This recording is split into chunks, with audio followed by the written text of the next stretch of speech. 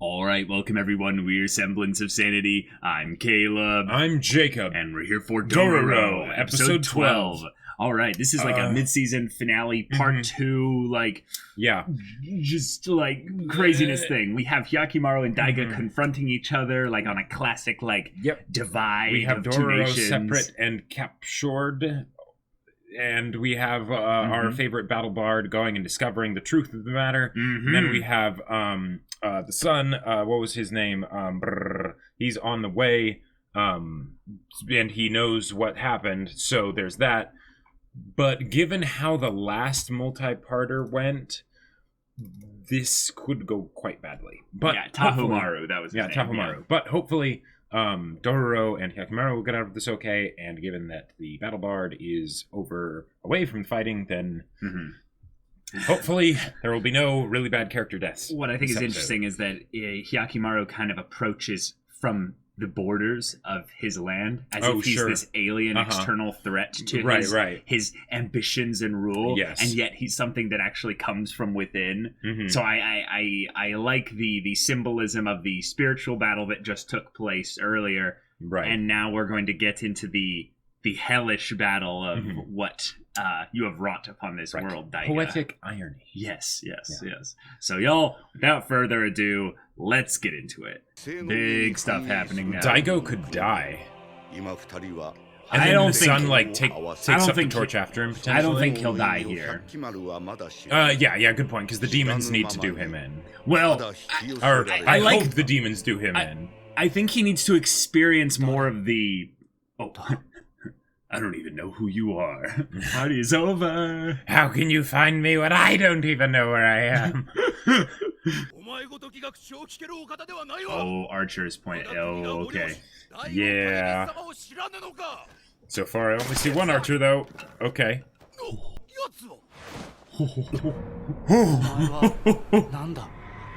my god! Wow! In the way they highlight the scar. Whoa! Oh, okay. Nice, run! Wow.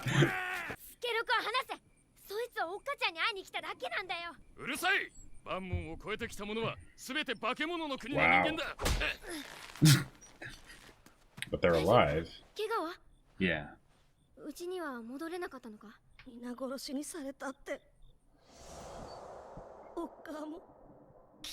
Oh boy. Yeah.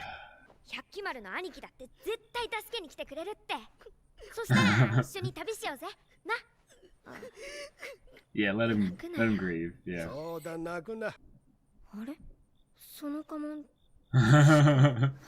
Oh. Yeah, Dororo's now gonna put things figure it together.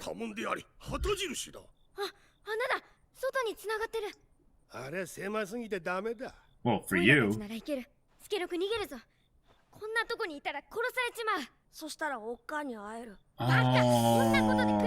Wow. Hey, you, old fart, lift us up. Nice. That's awesome. Nice. Yeah. Yeah.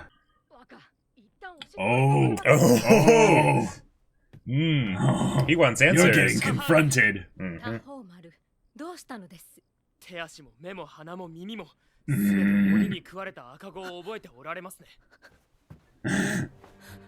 She's like, oops, I wasn't ready for this.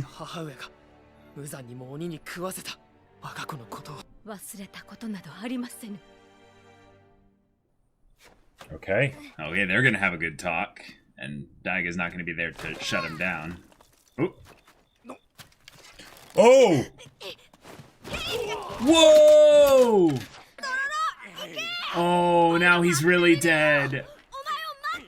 Oh, wow. Oh, crap. Oh, okay. All right, it's a slope water. And there's water. Water. All right. Dororo's out. That's good. Yeah. To be fair, he didn't tell me about this. Oh.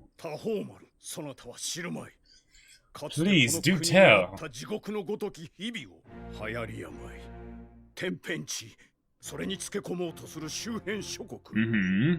It was hell on earth, yeah. Yeah, and if that was really why he was doing it, then we could have a conversation about that, maybe.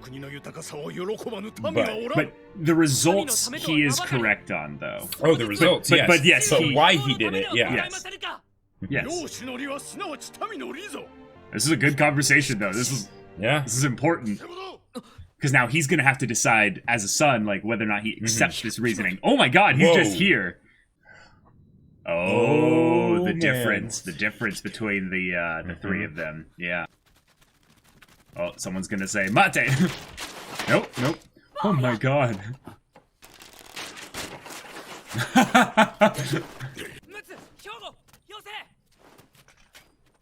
Wow, that instant kneel and just, what do you command, you know? Belay that order. Oh,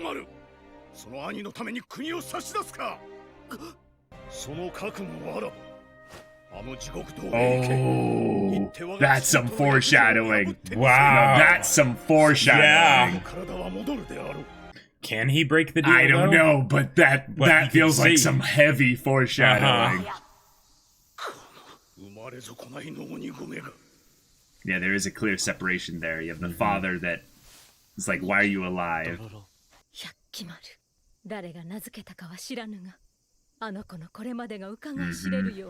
Yep. So there's a possibility that potentially they could somehow theoretically resolve their differences and the enemy ends up being outside, like the demons in Asakura. Wow.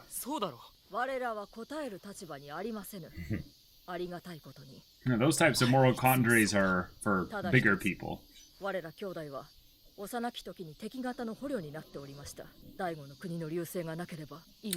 we're grateful to the opportunity that we have because... Right. Oh, nice. It's like, oh, wow. Yeah. Nice, nice.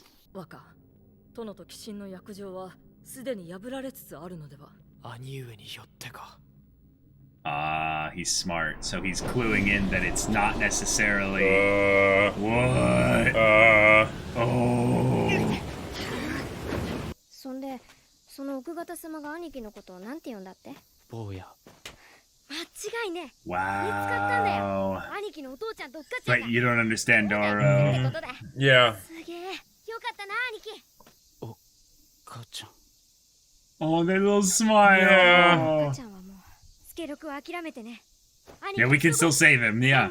But we're gonna run into an army. Like, they're gonna be right in the middle of an army. Whoa. Oh. He's changed. He I don't know. Because I feel like he... Oh, crap.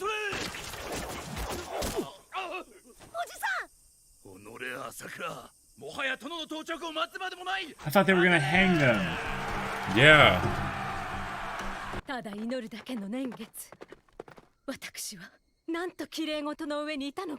Oh man. Oh crap, she's going to die. What? Yeah. Yeah. But how so? So wow, Hyakkimaru's gonna bring the demons to the fight. Oh yeah. Oh wow. Okay. That was the Asakura leader. He's just dead. Yeah. Oh my god. Yes, from all the way back. I was waiting for this guy. Yes. Oh. Oh. Oh, he just clued in. These people took Mio. Oh my god. Oh.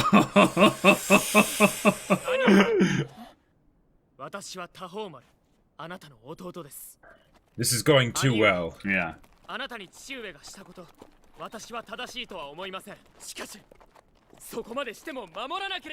Yeah, okay, he's resolved it to be worth it. He's gonna do these. So come home, you know.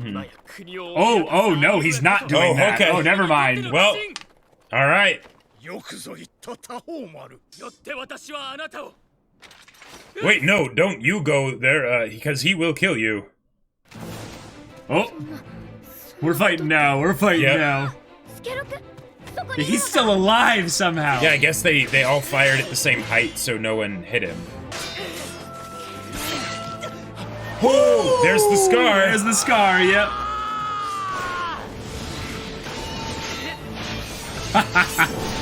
Nice, alright, that's where the awesome. Budget went. There you go.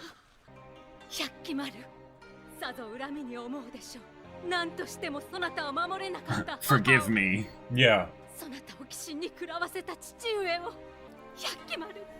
Yeah, she's not looking for any of that. She just she feels the shame, the guilt, and all of it bearing on her. In her mind, this is the last thing she's doing. Oh.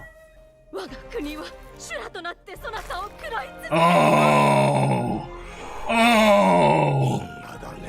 Wow. Oh, stop her! Stop her! Oh! Did it have the opposite effect? Well, or maybe she defeated a demon for Hyakkimaru there. I don't think so. I think that was bad. Because she was the last vestige, maybe, of the piece. Oh. Yeah. Oh wait, no. That was that was the final demon, I think. Yeah. And it looked like it woke up. Or it cracked. Well. Yeah. Wait. Yeah. So they got away. Yeah. Yeah. Oh, it's split now. Well, no, it split a while ago.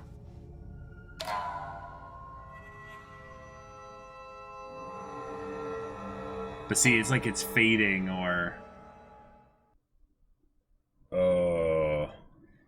Alright, I have some questions, but I feel like they're not getting answered in this episode. Although I feel like if we carefully look back at some of the frames from this episode, stuff, we can potentially figure a lot of it out. Okay. All right. Well, that's a mid-season finale for sure. Yes, and with those two-parter episodes, we get character deaths. We get character deaths. Yep, and guaranteed at the end of the two-parter. Yep. And specifically the kind female characters. Yeah. Mio, and now his mother. And I think that was almost the first time we heard her name.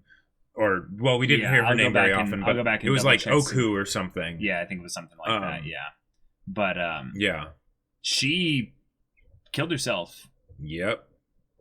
She, I believe, was burdened too much by the guilt of seeing her son and now realizing what they put him through suffering here. But in the end, this is the twist that I did not see coming. Oku is her name. She basically has a moment here where I got chills, and it's not the good kind of chills. It's the, you must resent us. Forgive me, first off. Then she goes, we can't do, all our people can do is ask for your forgiveness. Then she bloodies her nails with, like, anguish. We must continue to devour you like demons in order for us to live. Which is like, that's some messed up, just, Right, but then it's but I can't live with that. Yeah, but I can't live with that. That's because the reality that we live in, but I can't live with that, so, therefore, I'll kill myself. Right. Now, what I find to be crazy here is I don't know how the belief systems of the Japanese around this time were, but forgiveness was a huge deal. In the same way, in that it's a form of reconciliation with regards to, you know, not just relationships, but I would say to, like, right kind of standing within their, I don't know, their souls or what have you. Sure. I feel like she's looking at herself and going, I am I am unworthy of living, so therefore, before I die, the one thing I can do is get forgiveness. I can get forgiveness, and I can make a demonstration out of it that I'm sorry. I don't know. I wasn't strong enough to stop it. I wasn't strong enough to truly oppose it. Right? And I'm not strong enough to keep going in this with it. Yeah, exactly. It's too much for me. Now, I think that's a little bit of a cynical way of looking at her existence because she has been quite powerless throughout the entire story. Yeah, right. It's one of those things of, can you blame her? Yeah, I don't really blame her, but I still find the decision by this as being one that surprises me, because I think most people, when they're beset by this much guilt and shame, I would say they shrink into themselves, which she has done for years. But the second she was confronted with basically he's real, he's here, I can't ignore this. My boy is here, and this is what we're doing to him by that decision we made. Right. Meaning that in some ways I actually feel a little bit more sorry for her now, because that means at every moment along this line, she was basically on the edge of making a decision like this. But this actually, if anything, spurred her on. Right. Because so maybe if anything, she was strongest here more than she's ever been in the last 16 years. Absolutely. And this was her one final decision. And it's a very human thing, I would say, to basically, in the weakness, not be able to say, I'm going to, side with you and try and basically set things right. Because and again, could you blame her, right? But I'm not going to continue with this, right? So it's this thing of it's an act of defiance, and at the same time showcasing how much she's suffered. And the idea that she has her own limits. And she kind of like confronted them and came to the thing I'm trying to contrast here as well with this is that if she was stronger, what I think she would have done is said, I will wait for your forgiveness, however long it takes. And I know I don't deserve it, but eventually I hope that you'll be willing to forgive me and what I did. And I know what I did is horrible. Right. But I will be at our house, our home, waiting for you. Yeah. And I will wait until the end of my days. And when all of this is over, please come home. Yeah. Right. Right. In some ways, that's the only non-aggressive but siding with Hyakkimaru thing she can do, because if she made any kind of inclination of, I'm going to work against Daiga in the slightest way, she's dead quietly a few nights later. Right. Or just house imprisoned in some ways by two samurai. Like, it'd be that simple. Right here. Like, I don't think he would do it in front of his own soldiers, Jacob. Well, and his son. Well, in front of his son. Yeah. Sure. Yeah. If anything, I think he might have a day where he convinces his son, your mother is no longer, thinking about our people. So I need you to station one of your guards with her at all times. And if she does anything subversive, you need to have them kill her. Right. And I think he would then understand at that point that... Yeah.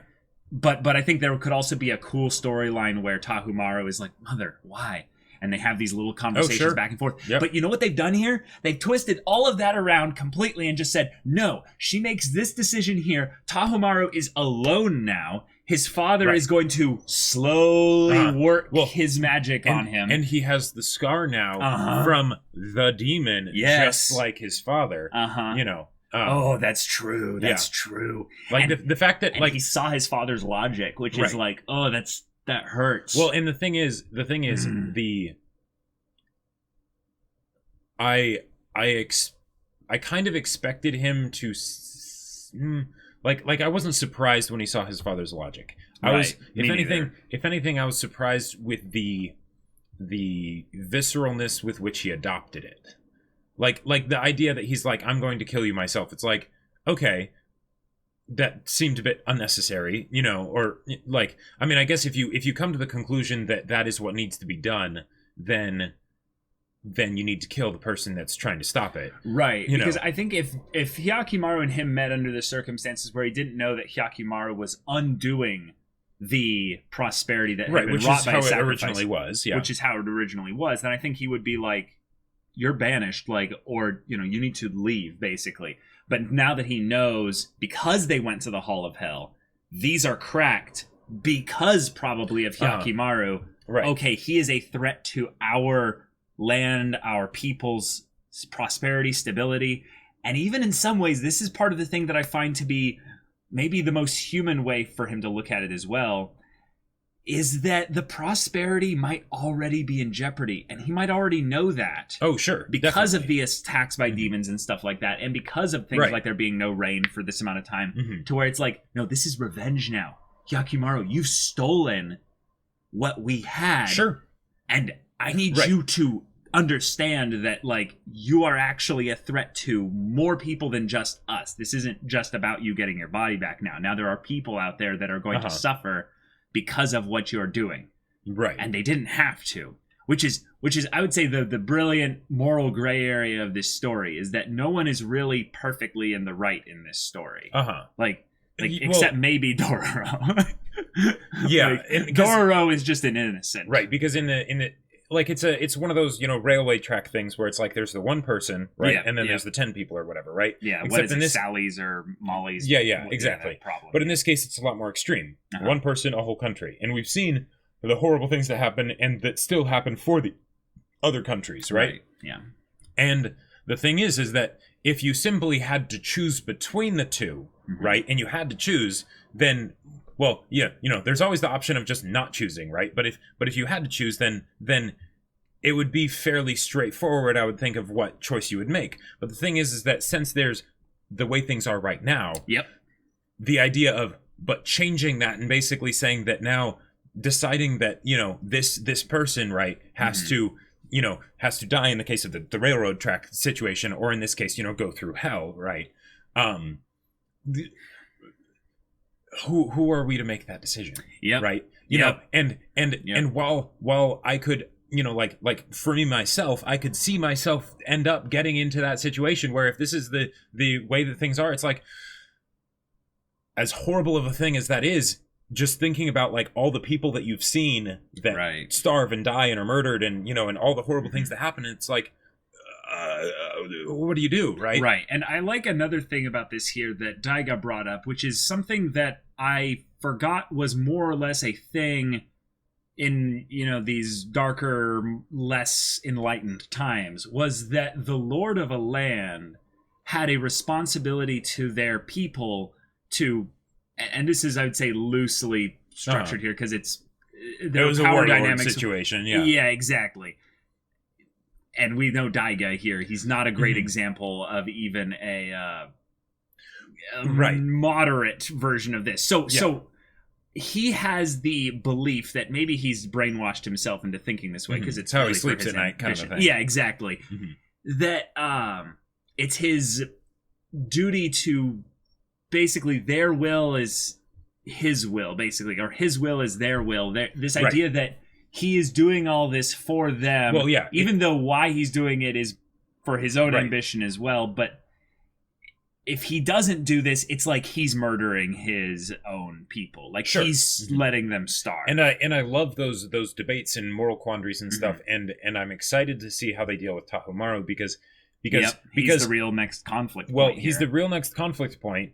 Given his mother's actions, that might shake him up just a little bit. But then also there's the fact that when he made the decision, it was not because of his desire for power. Right. That's true. It was because he's like, well, what choice do I have? What choice do I have? And then given that I'm basically saying that, he needs to do this, right? Or Hyakkimaru needs to be the focal point of all of the demons, malevolence, right? Right. Then, they need to kill him, right? Yeah.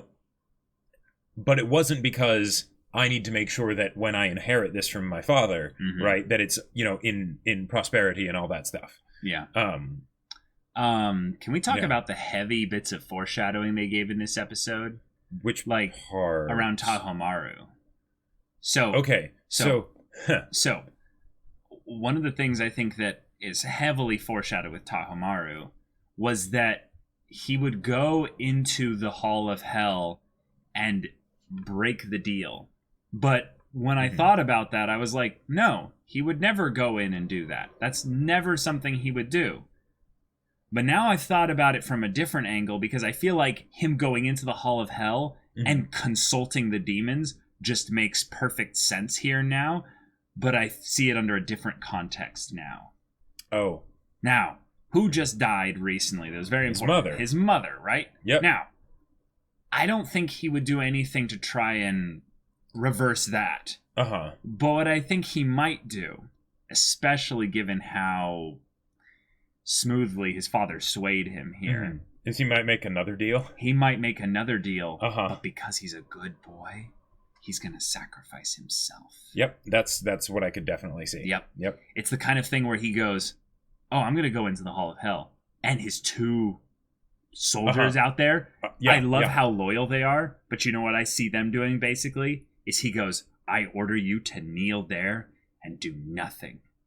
And they'll just go, they're stuck between the, wait, we are supposed to follow everything he says, but we're also supposed to protect him based on Daiga's orders, and he just ordered us here. And either they go in with him, or they just sit there as he gets consumed, or whatever. And based on, I'm sure, how things were when he was growing up, the order of keep him alive supersedes follow his orders. That's possible. Now it's possible that has changed now that he's grown up and such. And they have loyalty and experience with him. Exactly, and they're like, he's a good boy, yeah. You know? I'm very curious to see what would happen if their loyalty was questioned, of whether it's to Daigo or to Tahomaru. Yeah. Because I'm pretty sure they'd choose Tahomaru. Right? I think they would too. But especially if he was doing things for the betterment of the people. Like he was doing something that made sense outside the context of the orders. Because I don't think they have anything antagonistic towards Daiga. Like they said, they actually gave us some backstory in that because of this they're alive prosperity, because of the kind of stuff that he did. Yeah. Right. Yep. And that's cool, because that shows them as being regular people that would have been in a situation like Dororo's parents, where they're either starving to death or just getting killed by raiders or what have you. But no, they're actually now some of the most important people in the land, because they're attached to the Lord's Son, which has secured them, and in some ways, like any potential descendants they have, which I don't know if they'll be allowed to do how that. long this whole empire will last, Yeah, usually these things probably only last about a family's lifetime. Right. When you have demons on your side, maybe it can last longer, assuming that, you've read Faust thoroughly, but but in what I'm curious about is that, given how everything's been going within the family, like I feel like the family dynamic, I mean, obviously it shifted this episode, but hey, we called it before, it's like they're gonna fall apart. Right. Here we go. But that specifically between Tahomaru and Daigo, because the fact that he came to this conclusion, right, for different reasons, right, and that basically, because he's been set up as he's the heir, right? Right. I'm really hoping that at some point in this show, they get to the point where now it's the whole idea of, I should be leading this region, this country, whatever, this land, instead of you, right? And not necessarily that he's doing it as like I will now supplant my father kind of a thing, but that there comes a point where the transition is a plot point. Right? And that, given that demons are involved, that plot point can get a lot more complicated. Yeah. I feel like now, because the mother has died, and because Tahomaru has sided with his father in this way, I feel like the only way that's happening is literally if Daiga dies via maybe some kind of him going back to the demons. Sure. And maybe the only deal they'll accept is his life now. Sure. And he's unwilling to do that. Sure. Yeah. And that actually would be very interesting. That would be absolutely instigate some more stuff with Tahomaru. Right. Well, and it would be poetic justice too, because then it's basically he's getting the same treatment that Hyakkimaru got from the hands of someone that he raised to think that way. Right.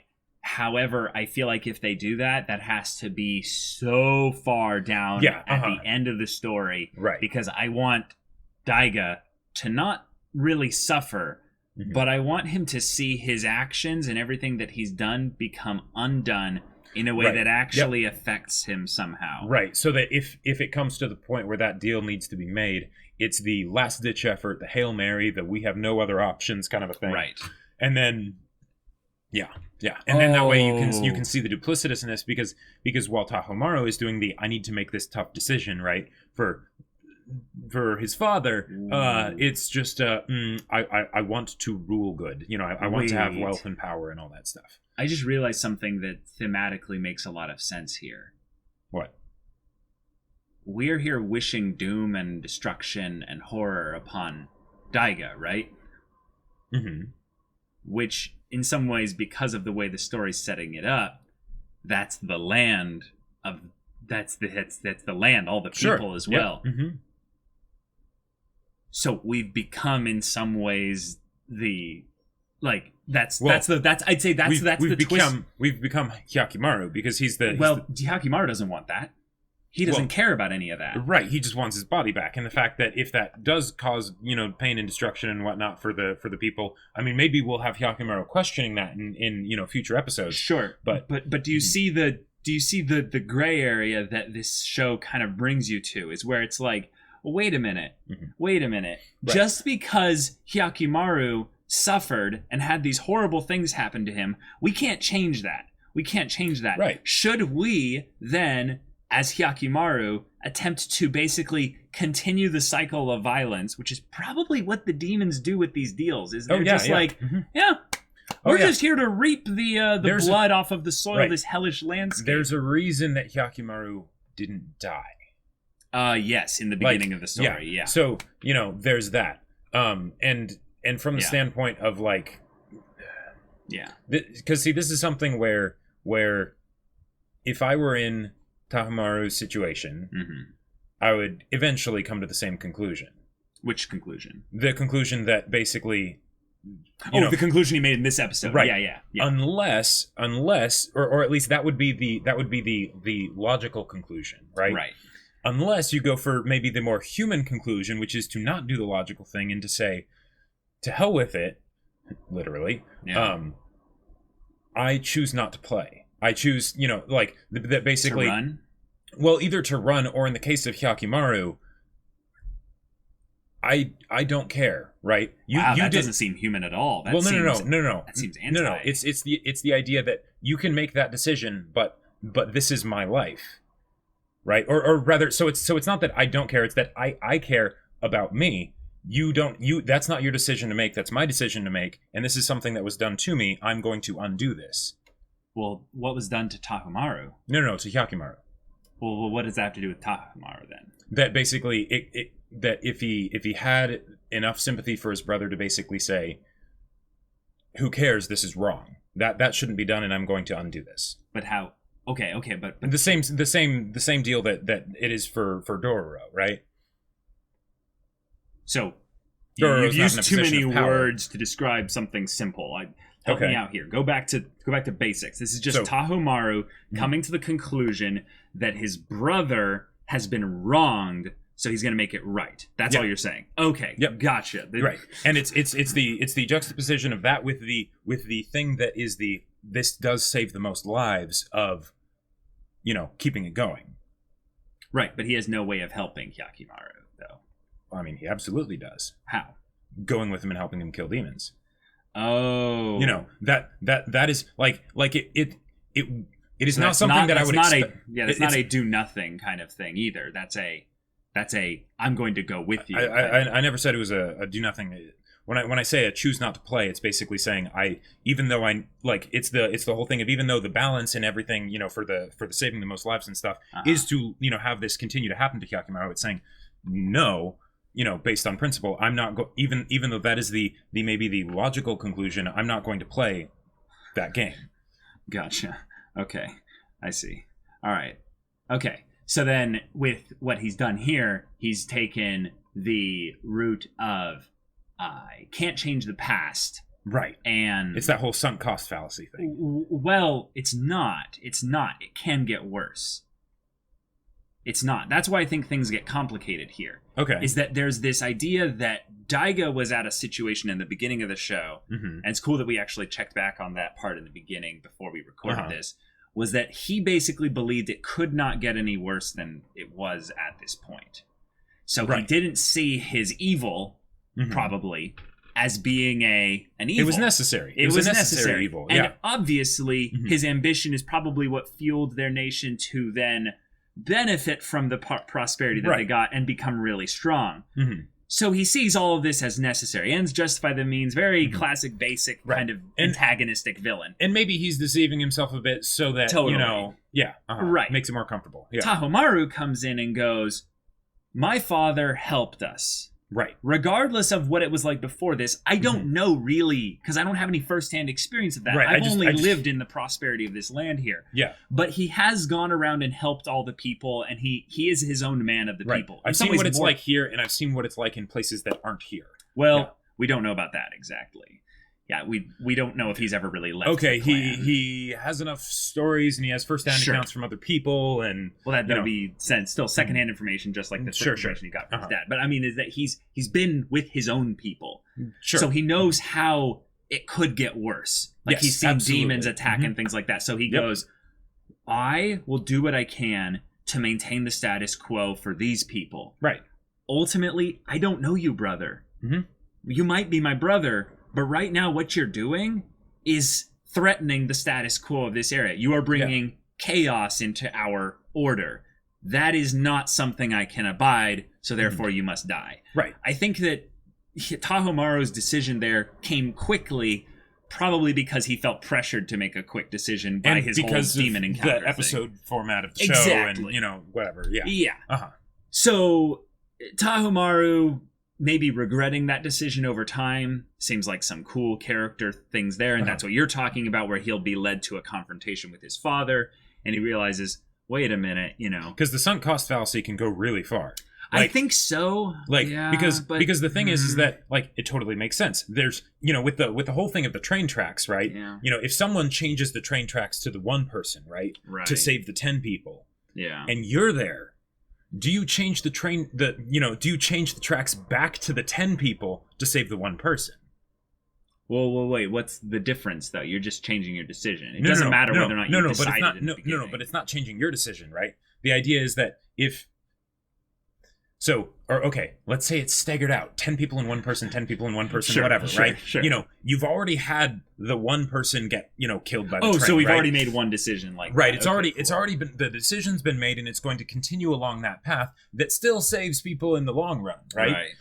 Do you change it back to then kill more people because the I feel like the whole situation tends to be something of, I'm not even if those people were, supposed to die or whatever, I'm not going to take someone that otherwise would die and say that you have to die, right?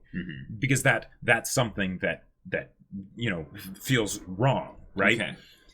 But if you're in the situation where that person is already, in the process of dying, or it's been the one person for 10, then one person for 10, then one person for 10. Over and over and over. Right, over and over and over again. Do you be the person to say, but because there was a decision made that made it this way, do I then make a decision to change it back? Well, there's no real correlation to what's happening here. This is a once and done, and now basically what they're doing is not. You have to look at it as more of the benefit. Because it's not that they just chose to not have 10 people die. It's the one gave us basically. Demonic blessing, basically. But now it's tenuous. With 10, you basically get the free reign chaos of there is no divine intervention. There is nothing left we are left to the hellish landscape of this world. And the dice will determine basically where our fates lie. I think that's more realistic of what's going on here. I know what you're saying. The reason why I use that example is because Hyakkimaru has suffered. Right? Right. And because he suffered, a lot of people didn't die that otherwise would have. Right. Right? Yeah. If they were to change that and kill Hyakkimaru, all the people that will now die because of all the demons that aren't protecting them and stuff like that, because of Hyakkimaru's actions, those people might be okay, right? Or at least no more demons will die that will, cause more people to die and things like that, right? So it's still something that needs to happen in this moment, because it's either we let things go as they are and things get undone, right? Because Hyakkimaru's going around killing demons, or we kill him and then basically, in some ways erase the suffering, because now he doesn't need to suffer anymore. He's just dead and he's gone, and that's it, right? He doesn't need to live in this, cursed body. Theoretically, it should maintain the status quo at this point. Right. Yeah. Which, that's a much more interesting conundrum for me than simply the person that makes the tough decision to do it in the first place, or the person that refuses to make the tough decision, because now you're in a situation where I've seen firsthand that yes, this is actually what happens, right? Right. And there's another railroad track now. Right, exactly. Yeah. Or someone's trying to move it back to the 10 people, and I can't let them do that. Right. I would say what would happen in this state here is that it's basically who's going to act first. Right. Is it going to be Tahomaru, or is it going to be his father? If his father acts first, things are bad for Tahomaru. If Tahomaru acts first, it's a little bit more up in the air. And I would say Tahomaru acting first feels like it would be really cathartic and important for his character. But based on the fact that he's going to be alone, I don't really count his father as being someone that'll help him here. And when you say act first, so you're talking about like if it comes to the point where they have to like throw one of like I'm talking about making a choice for the people, making a big choice on the level of a deal with the demons, basically. Gotcha, another deal. Gotcha. Yeah. If there's another deal being made by the father, it's probably going to be a thing where it either says, no, we're not going to make a deal with you. 1, give us yourself. 3, 2, I guess in this case, give us your son. Now, of all 3 of those things there, I think that the only one that he would even consider would be give us your son. But I don't even think he would necessarily do that, because he can't get another heir here. So I think he's kind of going to go a little bit crazy. I feel like Daiga's going to deal a little with that. Tahomaru, though, if he goes into the thing and they're like, no, we won't give you a deal, Right. If it's any kind of deal at all, what I think it's going to be is, we already have our own deal with Daiga, but you give us something really important to you. Oh, actually, that's a very good point. Well, he doesn't have to give himself. He could say, give us your 2. Yeah, that's what I was going to say. Give us your 2 guards. Yep. Wow. And then that could be the horrible thing, is that they would then follow his order to the letter, go into the area there and get their souls, bodies sucked dry or what have you. That would be pretty twisted. Or would they? Too. Like I could definitely see them doing that, right? But at the same time, one of the most human things a person can say is no. Well, yeah. I totally think that what they're building up is that these 2 would do anything for Tahomaru. Like absolutely. Yeah. Dude, like if you think these people aren't capable of it. Oh, no. The weakest character, the frailest character in this whole show basically just had her moment of grinding her nails bloody and then stabbing herself in the heart. Definitely. Out in front of an army. No, right. No, it's not about that makes me question. It's not about that makes me question it. Okay. It's if they end up basically, because they've seen the demons. Now they reap the benefits, so they might be on the same side, as far as that goes. But there might, and especially if they see something where things go bad for Daigo because of the deal with the demons, right? Then I could see them basically saying, this, we don't want you to forfeit your soul or something like that. But basically that's the equivalent of if he was going to sacrifice himself. Yeah, I'm not talking about that. I'm talking about talking about the thing where they sacrifice themselves on his orders. Right. Because if he, what does he have that's valuable to him? What does he have? Nothing but them, really. Right. In some ways, I would say the father is something that would be considered valuable to him, but it's not on the table probably. Yeah, I guess it's that the difference between them dying to save him versus him just asking them, "I need you to die."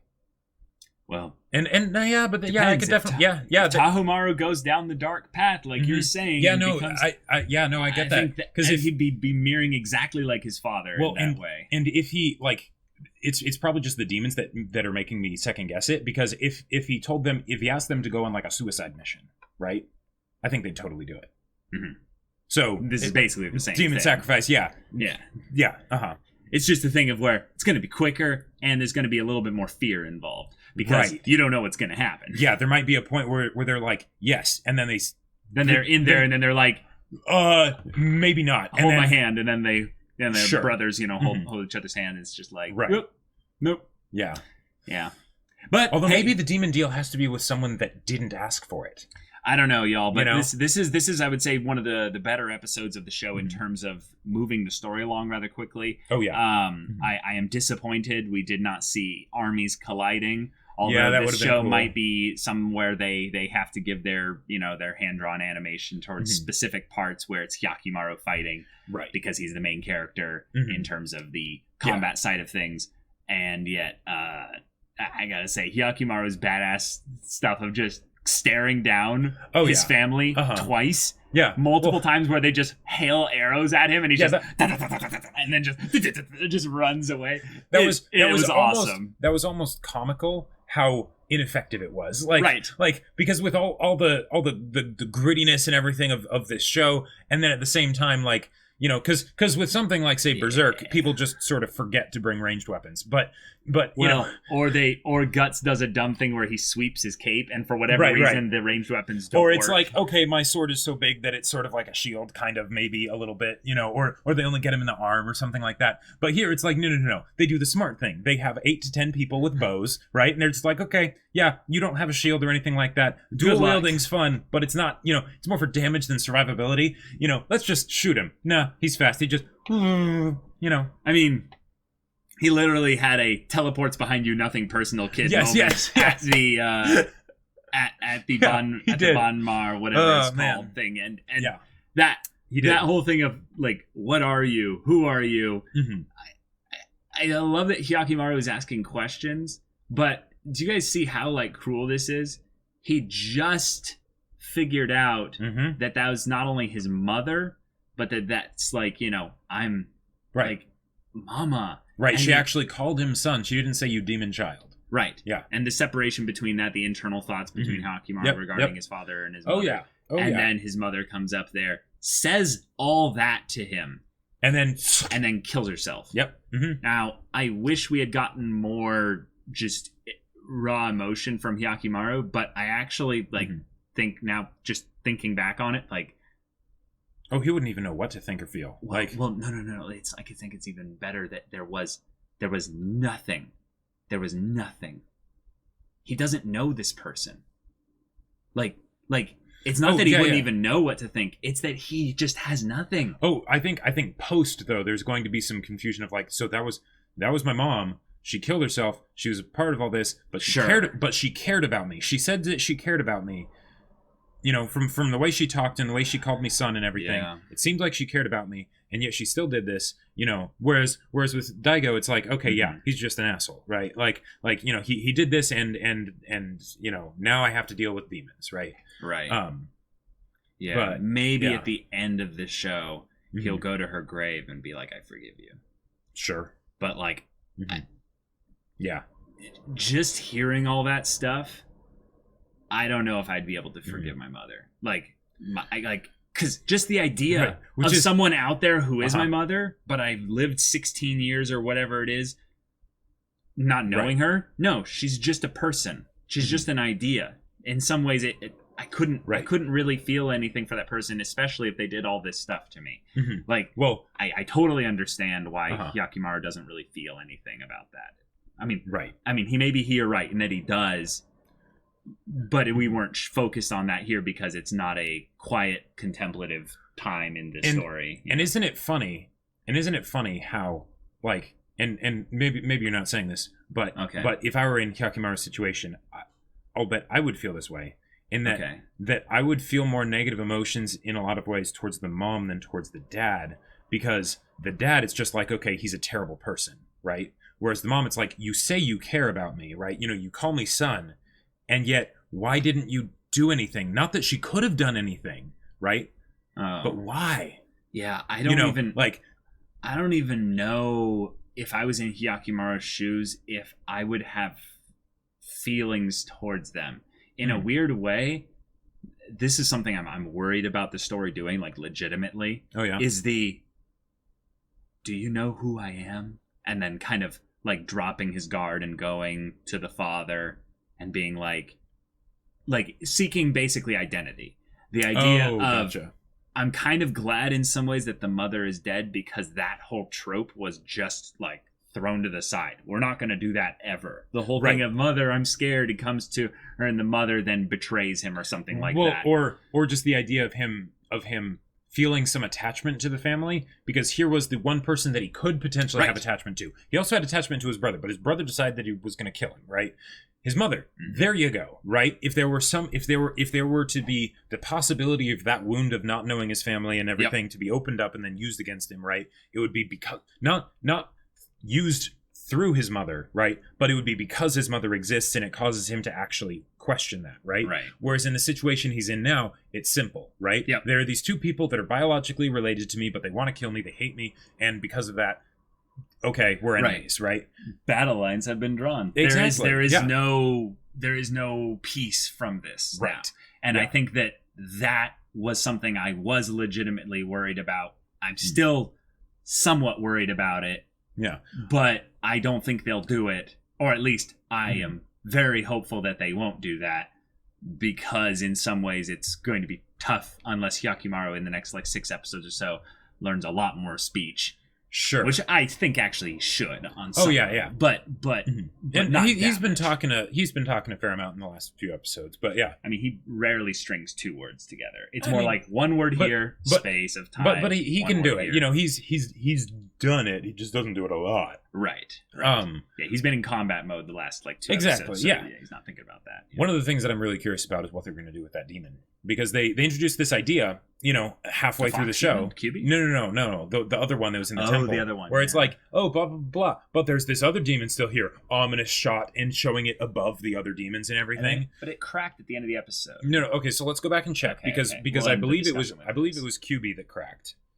And then what? Why is it not working? Yeah. Hold on. Oh, this is weird. We broke it, y'all. Oh no. Okay. Yeah. So right. So I think what it was is that QB was the one that cracked, and then okay, yeah, there was okay.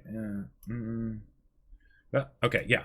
So one cracked, and then there was the one up above with like the multiple heads and whatnot, and that one's eyes were glowing, but the one down below was cracked. Okay, so what I'm seeing here is there's a very clear one here that has 3 heads. That one is behind the one that cracked, which is not QB. Well, it doesn't look like QB, but when have the demons ever looked like what their physical manifestations in the world? They kind of have. But like there was like a crab, there was a sarlacc demon, and there was, you know, like the Yeah, you're right. So that's where I think the whole idea of the extra deal will come in, is that there's one demon left, and this one's bigger and badder and worse than the others, right?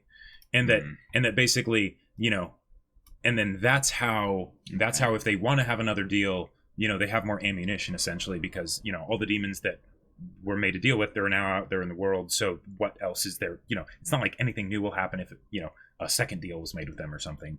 I don't know. So they're introducing this new plot element in the beginning of the second half of the show for something that's bigger and badder than what's come before. Right. Yeah. So I'm curious to see how that goes down. Yeah. But I don't think we've seen though